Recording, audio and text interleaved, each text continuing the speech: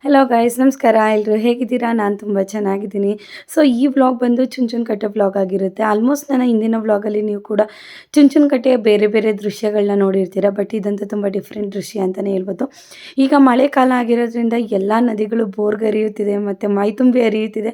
ಅದನ್ನು ನೋಡೋಕ್ಕೆ ಎರಡು ಕಣ್ಗಳು ಕೂಡ ಸಾಲದು. ಸೊ ಅದರಲ್ಲಿ ನಮಗೆ ಹತ್ರ ಆಗಿರುವಂಥ, ನಮ್ಮ ನಿಯರೆಸ್ಟ್ ಆಗಿರುವಂತಹ ಚುಂಚನಕಟ್ಟೆ ಜಲಪಾತ ಕೂಡ ಅದರಲ್ಲಿ ಒಂದು. ಇದು ಆಲ್ಮೋಸ್ಟ್ ಕಾವೇರಿ ನದಿ ಆಗಿರುತ್ತೆ. ಈ ನದಿ ಇಲ್ಲಿಂದ KRS ಸೇರುತ್ತೆ. ಹಾಗಾಗಿ ಈ ಟೈಮಲ್ಲಿ ಈ ನದಿ ನೋಡೋಕ್ಕೆ ಅಂತೂ ತುಂಬ ಅಂದರೆ ತುಂಬ ಚೆನ್ನಾಗಿರುತ್ತೆ. ಆ್ಯಂಡ್ ಅಲ್ಲಿ ಚಿಕ್ಕದು ಫಾಲ್ಸ್ ಕೂಡ ಇರೋದ್ರಿಂದ ಅದು ತುಂಬ ಚೆನ್ನಾಗಿರುತ್ತೆ ನೋಡಲಿಕ್ಕೆ ಅಂತ ಹೇಳಿ ನಾವು ಸಾಟರ್ಡೆ ಹೋಗಿದ್ವಿ. ಸೊ ನಮಗೊಂಥರ ಈ ಥರ ಸಡನ್ ಪ್ಲ್ಯಾನ್ ಮಾಡ್ಕೊಂಡಾಗ ತುಂಬ ಚೆನ್ನಾಗಿರುತ್ತೆ. ಅದಕ್ಕೂ ಮುಂಚೆ ನಾವು ಫಸ್ಟು ನೀರು ನೋಡ್ಕೊಳ್ಳೋಣ ಅಂದ್ಬಿಟ್ಟು ಸೇತುವೆ ಮೇಲೆ ಬಂದ್ವಿ. ತುಂಬ ಅಂದರೆ ತುಂಬ ಕೋತಿಗಳು ಕೂತಿತ್ತು. ನಮಗೆ ಫುಲ್ ಭಯ ಆಯಿತು, ಎಲ್ಲಿ ಕಾರ್ ಒಳಗಡೆ ನುಗ್ಗಿಬಿಡುತ್ತೆ ಅಂತ ಹೇಳಿ ವಿಂಡೋ ಎಲ್ಲ ರೈಸ್ ಮಾಡಿಕೊಂಡೇ ನೋಡ್ತಾ ಇದ್ವಿ. ಸೊ ನೀವು ನೋಡ್ತಾ ಇರಬೇಕು ಎಷ್ಟು ಅಂದರೆ ಎಷ್ಟು ನೀರು ಬರ್ತಿದೆ ಅಂತ. ತುಂಬ ಚೆನ್ನಾಗಿತ್ತು. ಆ್ಯಂಡ್ ಬಿಫೋರ್ ಲಾಸ್ಟ್ ಇಯರು ಕೂಡ ಇನ್ನೂ ನೀರು ಜಾಸ್ತಿ ಇತ್ತು. ನಿಮ್ಗಲ್ಲಿ ಕಾಣಿಸ್ತಾ ಇರುವಂತಹ ಬಂಡೆ ಕಲ್ಲು ಕೂಡ ಕಾಣಿಸ್ತಾ ಇರಲಿಲ್ಲ, ಅಷ್ಟು ನೀರು ಬರ್ತಾಯಿತ್ತು. ಆವಾಗ ನಮಗೆ ಬರಲಿಕ್ಕಾಗಲಿಲ್ಲ ಅಂತ ಹೇಳಿ ನಾವು ಈ ಇಯರು ಪ್ಲ್ಯಾನ್ ಮಾಡಿದ್ವಿ ಹೋಗೋಣ ಅಂತ ಹೇಳಿ. ಸೊ ಸಡನ್ ಪ್ಲ್ಯಾನ್ ಅಂತಲೇ ಹೇಳ್ಬೋದು. ನಮ್ಮ ಜಶ್ವಿಗಂತೂ ತುಂಬ ಅಂದರೆ ತುಂಬ ಖುಷಿಯಾಗೋಯಿತು. ನಾವು ಹೋದಾಗ ಸ್ವಲ್ಪ ಮಳೆ ಕೂಡ ಬಂತು. ಸೊ ಫಸ್ಟು ನಾವು ಟೆಂಪಲ್ ಒಳಗಡೆ ಹೋಗಲಿಲ್ಲ, ರೋಡ್ ಹತ್ರ ಸೇತುವೆಯಲ್ಲಿ ನಿಂತ್ಕೊಂಡು ಫಸ್ಟು ನದಿ ನೋಡಿಕೊಂಡು ಅದಾದಮೇಲೆ ನಾವು ಇಲ್ಲಿ ಟೆಂಪಲ್ ಒಳಗಡೆ ಹೋಗ್ತಾಯಿದ್ದೀವಿ. ಆಲ್ಮೋಸ್ಟ್ ಇದು ನಾನು ನಿಮಗೆ 2 ಟೈಮ್ಸು ವೀಡಿಯೋ ಅಪ್ಲೋಡ್ ಮಾಡಿದ್ದೀನಿ ಚುಂಚನಕಟ್ಟೆ ಬಗ್ಗೆ. ಸೊ ಇದು ನಾನು ಡೇ ಟೈಮ್ ಹೋಗಿರೋದು ಒಂದು. ಇನ್ನೊಂದು ಪಾಯಿಂಟ್ ಬಂದು ನಮಗೆ ಮೀನ್ಸ್ ಮಳೆ ಬಂದಾಗ ನಮ್ಮ ಚುಂಚನಕಟ್ಟೆ ಜಲಪಾತ ಹೇಗಿದೆ. ನಾವು ಚುಂಚನಕಟ್ಟೆಗೆ ಬಂದಿದ್ದೀವಿ ಫಾಲ್ಸ್ ನೋಡೋಕ್ಕೆ ಅಂತ. ಆಲ್ಮೋಸ್ಟ್ ರಜಾ ಇರೋದ್ರಿಂದ ಜನಗಳು ಕೂಡ ತುಂಬ ಬಂದಿದ್ದಾರೆ. ಸೊ ಬನ್ನಿ ಟೆಂಪಲ್ ಒಳಗೆ ಹೋದರೆ ನೋಡೋಣ. ನೈಟ್ ಟೈಮಲ್ಲಿ ನಾನು ವೀಡಿಯೋ ಮಾಡಿದ್ದೀನಿ, ಡೇ ಟೈಮಲ್ಲಿದೆ ಫಸ್ಟ್ ಟೈಮ್ ವೀಡಿಯೋ ಮಾಡ್ತಾ ಇರೋದು. ಸೊ ಇದೊಂಥರ ಟೂರಿಸ್ಟ್ ಪ್ಲೇಸ್ ಅಂತಲೇ ಹೇಳ್ಬೋದು ನಮ್ಮ KR ನಗರಕ್ಕೆ. ತುಂಬ ಹತ್ರ ನಮಗಂತೂ. ಸೊ ಎವ್ರಿ ಇಯರ್ ಈ ಥರ ಮಳೆ ಬಂದಾಗೆಲ್ಲ ನಾವು ಇಲ್ಲಿಗೆ ಬರ್ತಾನೆ ಇರ್ತೀವಿ.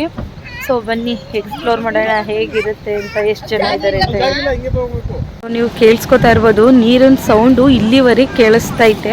ಆದರೆ ದೇವಸ್ಥಾನದ ಒಳಗಡೆ ಹೋದರೆ ಮಾತ್ರ ಒಂದು ಸ್ವಲ್ಪನೂ ಕೇಳಿಸಲ್ಲ ನೀರಿನ ಸೌಂಡು. ಸೊ ಇಷ್ಟು ದೂರಕ್ಕೆ ನೋಡಿ ನೀರು ಆ ಥರ ಹುಕ್ಕೋದು ಎಷ್ಟು ಕೇಳಿಸ್ತೈತೆ ಅಂತ. ತುಂಬಾ ಚೆನ್ನಾಗಿರುತ್ತೆ. ಫಸ್ಟೆಲ್ಲ ನಮಗೆ ಒಳಗೋಗಕ್ಕೆ ಬಿಡ್ತಾಯಿದ್ರು, ಇವಾಗ ಅಷ್ಟೆಲ್ಲ ಬಿಡಲ್ಲ. ಮೊದಲೆಲ್ಲ ಅಲ್ಲೆಲ್ಲ ಬಂಡೆಗಳಿದೆಯಲ್ವ ಅಲ್ಲೆಲ್ಲ ಬಿಡ್ತಾಯಿದ್ರು.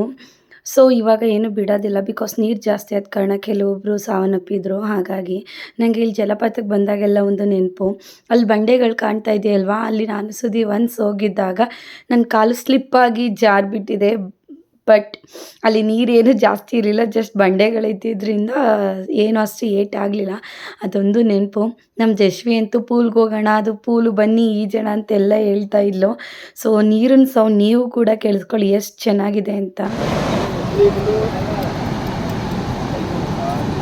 ನೋಡಿದ್ರಾ ನೀರು ಎಷ್ಟೊಂದು ಬೀಳ್ತೈತೆ. ಎಲ್ಲಿಗೆ ಎಲ್ಲಿಗೆ ಅಲ್ಲಿಗೆ ಅಲ್ಲಿ ಅಲ್ಲ ಅವ್ರೆ ಬನ್ನಿ.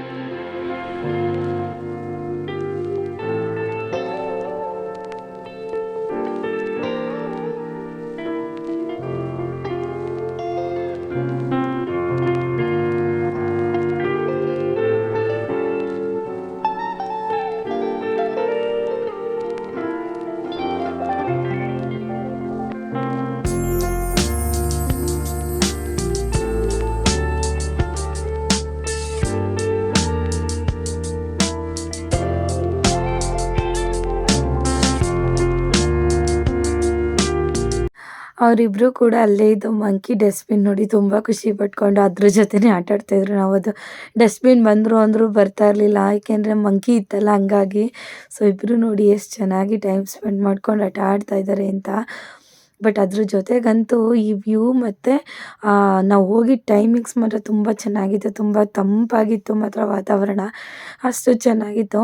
ಆ್ಯಂಡ್ ನಾನು ಆ್ಯಂಡ್ ಈ ಬಾರಿ ಕ್ಲಾಕ್ ಟವರ್ ಮೇಲೆ ಹತ್ತಿದ್ವಿ. ಅದರಿಂದ ವ್ಯೂ ಹೆಂಗಿದೆ ಅಂತ ಕೂಡ ತೋರಿಸ್ತೀನಿ ನೋಡಿ.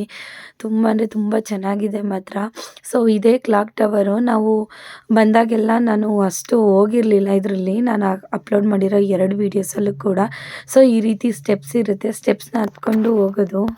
ಮಂಕಿಗಳಂತೂ ತುಂಬ ಇರುತ್ತೆ. ಅಲ್ಲಿಂದ ದೇವಸ್ಥಾನದ ವ್ಯೂ ನೋಡಿ ಎಷ್ಟು ಚೆನ್ನಾಗಿ ಕಾಣಿಸ್ತಾ ಇದೆ ಅಂತ ಹೇಳಿ.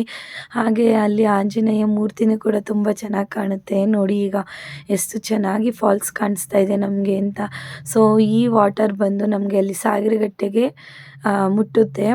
ಮಾತ್ರ ನೀರು ಮಾತ್ರ ತುಂಬ ಬರುತ್ತೆ. ಇನ್ನೂ ಬಂದರೆ ಇನ್ನೂ ತುಂಬ ಸೊಗಸಾಗಿ ಕಾಣುತ್ತೆ.